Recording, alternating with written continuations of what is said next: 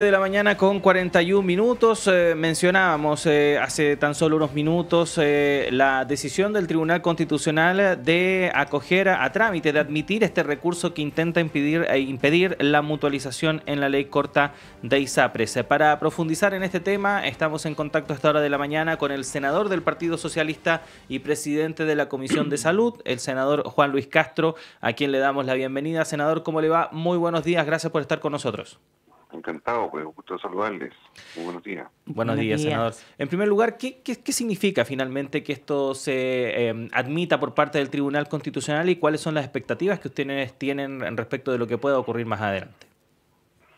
Esta es una buena señal, que fue unánime por la verdad, que permite pronosticar que este mes, debería ser a finales de este mes, haya audiencias donde se va a escuchar el planteamiento del gobierno, de la Cámara, del Senado y nosotros, acerca de este punto que hemos cuestionado de la actuación de otros parlamentarios, que tiene que ver con una norma de la seguridad social en Chile, como es la cotización de salud, y que, a propósito de lo que se denominó la mutualización, que es la deuda que tienen las ISAPRES con la gente, que es producto de un fallo judicial. Ese fallo dice que a contar del 12 de mayo, las personas van a tener derecho, los afiliados de ISAPRES, a una devolución de un monto significativo durante un periodo de tiempo y además una rebaja de los precios de los planes por un uso abusivo del cobro de la llamada tabla de factores. Se refiere a ese punto en particular. Esa normativa que afecta el 7% de cotización, porque hay que sacar un cálculo para cada cotizante, del 2020 hasta ahora, es lo que es la modificación de eso solo facultad exclusiva del gobierno, por Constitución de la República en Chile. Aquí lo que pasó es que un grupo parlamentario de oposición, al ver que el gobierno no tomó ese camino, lo introdujeron ellos con una mayoría circunstancial y lo aprobaron en la sala del Senado por 3 votos. Entonces, nosotros, sin ir al fondo del asunto, que tiene efectos y distintas consecuencias, porque rebaja la deuda de la ISAPRE, lo que hemos impugnado en el Tribunal Constitucional es el que se aparta de la máxima ley que tenemos en Chile, que es la Constitución, el que alguien, un tercero, se introduzca en una normativa de este tipo, de cotizaciones previsionales en salud, y haga una modificación de una decisión que está tomada ya por el gobierno respecto a los, y no al gobierno, perdón, por la justicia, de devolver esos montos de dinero que alcanzan hasta 1.100 millones de dólares en el sistema de ISAPRE hacia las personas. Ese punto, el que fue acogido, ahora va a haber audiencias, seguramente en los próximos 10 días, para un representante del gobierno, del Senado, de la Cámara y nosotros. No fue acogido que fueran parte en esto las ISAPRES, o sea, que fueran alegatos, pero aún así eso ya despeja un camino que yo creo que va a ser de buen pronóstico para una decisión final que, si ocurre, que es lo que esperamos, cierra el debate en la Cámara de Diputados, que hoy día está en el trámite de la ley corta, y claro, hay posiciones a favor, en contra de la mutualización, pero si el tribunal falla en las próximas semanas, significa que ya se despeja ese capítulo, no hay debate sobre aquello, y serán otros temas en la ley corta, pero no a este punto. Senador, buenos días. Buenos días, Usted Juanita. acaba de señalar justamente que si el Tribunal Constitucional acoge la solicitud, se despeja definitivamente Sí. este asunto. Eso implica que en la Cámara de Diputados ni siquiera se podría seguir discutiendo el tema de la mutualización porque simplemente sería inconstitucional. Y serían otros los temas que habría que conversar. ¿Cuáles son esos otros temas que están pendientes para que de una vez por todas salga este proyecto de ley? Hay varios, claro. Uno de ellos se refiere al reajuste final de precios que está contemplado para 2 a 3 meses después de la publicación de la ley. Esta ley tiene que estar ya en vigencia el 12 de mayo. Son tiempos cortos. Y publicada la ley, ahí viene una serie de plazos para que cada ISAPRE vaya calculando el monto que le adeuda a cada persona y ahí proponga un plan de devolución. Pero Además de eso, contempla un reajuste. Y el tope que no se estableció durante el paso por el Senado, por el gobierno, es obligatorio que lo haga ahora, porque sería muy complejo una nueva alza de precio de los planes. Ya este mes se está aplicando lo que se llama el indicador de costo de la salud, el ICSA, que tiene un tope de 7,4%, que lo definió la superintendencia con una escala para distintas ISAPRES. Este es un reajuste que está ya operando ahora, pero un segundo reajuste que pudiera ser mucho mayor que este es un riesgo. Y por lo tanto es un tema muy sensible que no lo definió el gobierno en el paso por el Senado y tiene que definirlo ahora, porque eso afecta el bolsillo de los 2 millones de afiliados. Perdón, senador, ¿y esa indicación del gobierno tendría que tener un monto específico? O un criterio. Ya. Si no es un monto, tener un criterio, algunos indicadores, una fórmula que permita tener un tope, como ocurre en muchas áreas de la economía en que hay límites máximos, ¿verdad?, para ajustabilidades o utilidades. Lo mismo es lo que tendría que pasar acá, si no, esto se puede disparar demasiado. Y lo segundo es que haya claridad también en esta modalidad nueva de cobertura de FONASA que viene en el proyecto. Me refiero a su aplicación, me refiero a todo lo que implica una nueva alternativa, además de la libre elección y la modalidad institucional de FONASA. Lo tercero es de qué manera, cuando un ISAPRE eventualmente pueda dejar de cumplir o caer, por ejemplo, las personas que son de alto costo, por ejemplo, que tengan cáncer, que tengan enfermedades complejas o comprar medicamentos caros, ¿cómo no quedan abandonadas esas personas? Porque si un ISAPRE deja de cumplir su plan, porque cada uno tiene que presentar un plan, bueno, eso no es a cambio de nada, tiene que tener una sanción. Y también la persona tiene que tener un rescate, o sea, tiene que hacerse cargo a alguien de una persona que esté en el sistema con un problema de salud serio, grave. Eso no quedó enteramente en todos sus aspectos definidos, especialmente la que se llama cobertura de enfermedades catastróficas, que es lo que hoy día existe en la ISAPRE y que es un riesgo que se pierda en caso de incumplimiento o quiebra. Y luego hay detalles de la gobernabilidad que ya no son tan directamente ligados al beneficiario, pero que tienen que ver con la institucionalidad de la Superintendencia de Salud, la fórmula del plan de devolución, en fin. Hay distintos aspectos que yo creo que no debieran ser tan complejos, excepto el reajuste de precio, que podrían mejorarse y solucionarse en el trámite de la Cámara. Senador, ¿quiénes defienden la mutualización o esta suerte de solución para resolver el tema del fallo de la Corte Suprema? Sostienen primero que fue algo propuesto por la Comisión de Expertos Transversal, que fue aprobado supuestamente unánimemente en esa instancia, y que además lo que hace no es un perdonazo, sino que reintroducir que en un seguro los riesgos se comparten o solidarizan entre los cotizantes. Estoy ahí leyendo textual algunos de los argumentos que están expuestos en algunas columnas que están publicadas en medios de nuestro país. ¿Qué podríamos decir al respecto? Mira, lo que pasa es que es cierto, la mutualización en sí misma no es una cosa objetable o repudiable o aplaudible, no. Nosotros y el gobierno, en este caso, el gobierno no consideró una propuesta que era posible o no tomarla, pero el gobierno, yo creo que en forma correcta dijo no, por una sola razón, porque esto nunca fue un criterio que la Corte Suprema hubiese considerado cuando construyó su fallo. Y lo principal aquí es el fallo, porque la justicia es lo que está mandando e imperando. La ley corta ISAPRE se hace a partir de ver cómo se aterrizan los fallos, no para superponerse a los fallos. Entonces, ¿qué es lo que dijo la Suprema? Que si en abril del 2020, que existían casi 1000 tablas de factores distintas, tablas de sexo y edad, la suprimió por una sola.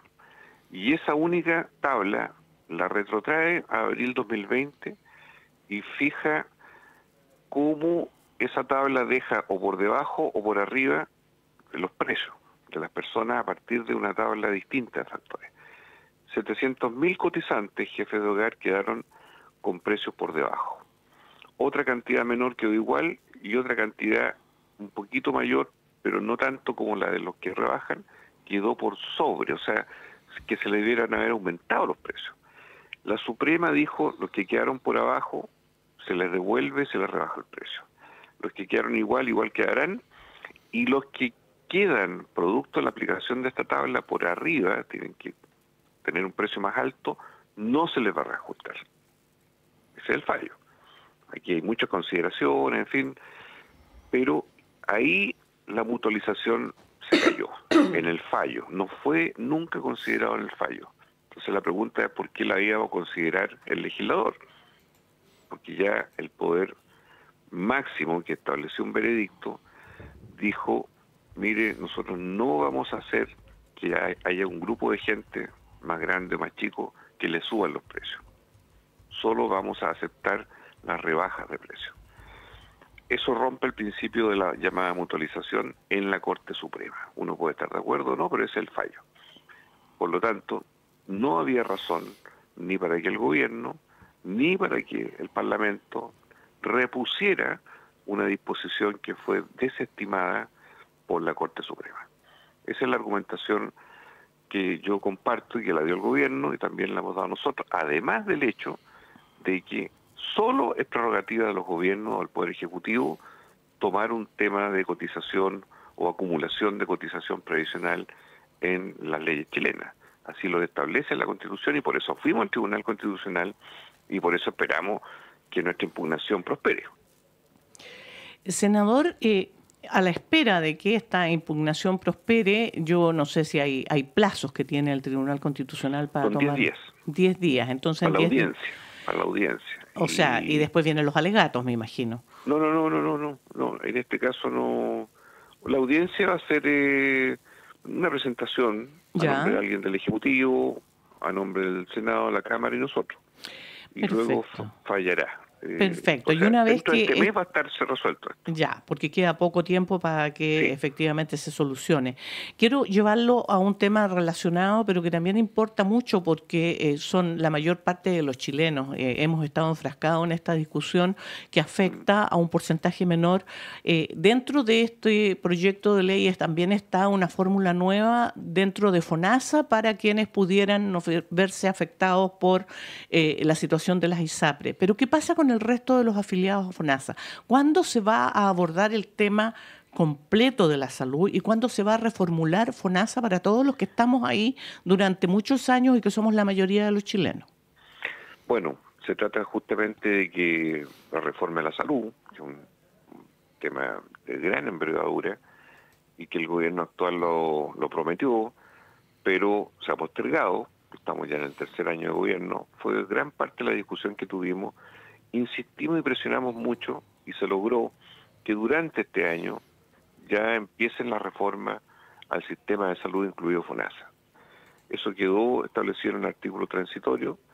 Va a partir esto por ahí por septiembre con un tema muy sensible que es el fin de la selección por edad, por sexo y enfermedad en la ISAPRE. Se va a acabar eso. Y eso va a partir ahí, en 6 meses más. Y luego, durante lo que queda del año, o sea, de aquí a diciembre, tienen que estar instalados en el Congreso los proyectos de reforma, incluido licencias médicas, incluido FONASA, incluido todo lo que tenga que ver con la red asistencial. O sea, los grandes temas del sistema de salud que han estado pendientes por más de 20 años. Y eso me parece bien. Yo creo que se pudo haber hecho en los primeros 2 años de gobierno y no ahora, pero bueno, fue el debate que tuvimos con las autoridades del Ministerio de Salud, que ellos preferían esperar, pero eso tiene que venir. Me parece que es algo imprescindible para el conjunto del sistema, porque aquí los dolores y los problemas los tienen no solamente la gente de la ISAPRE, tienen problemas de los precios.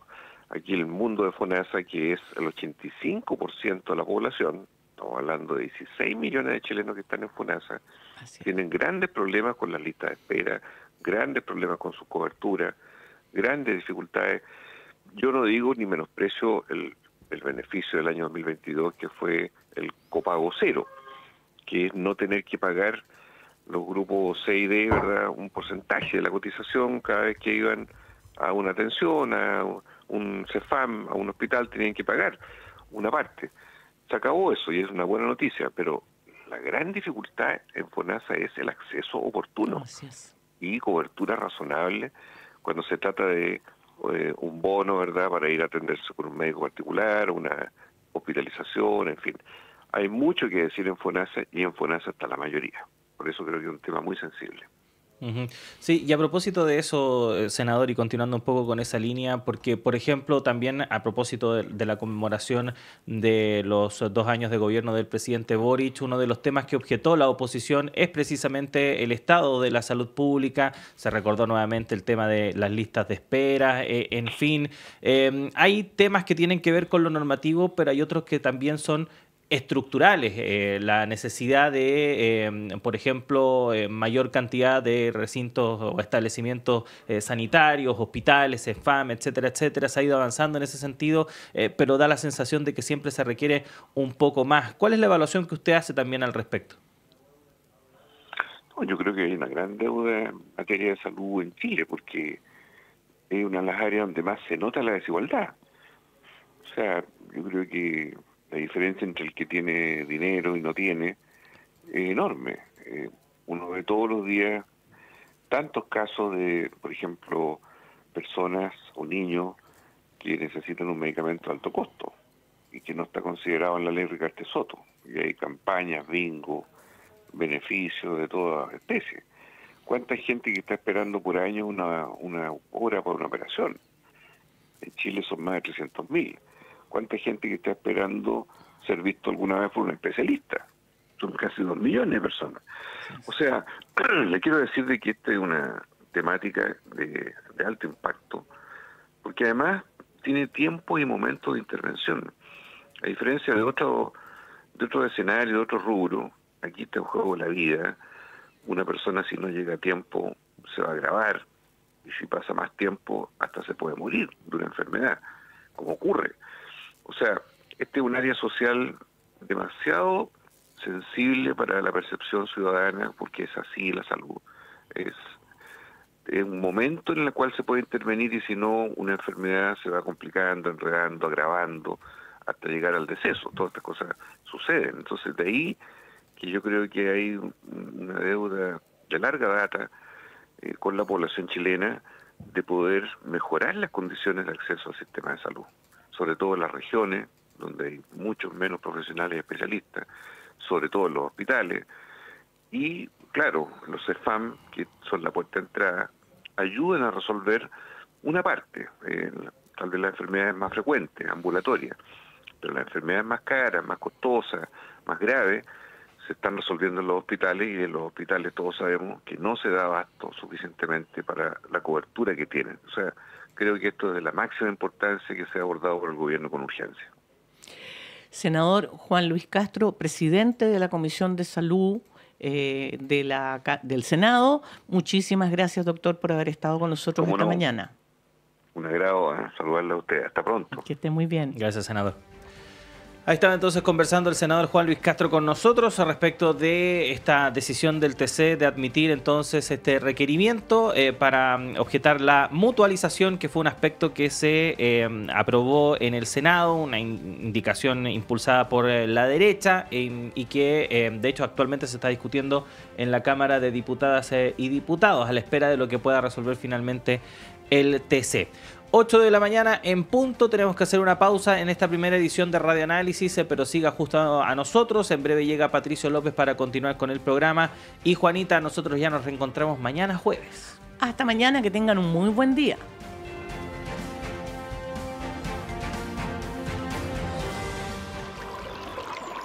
Aguas Trayén.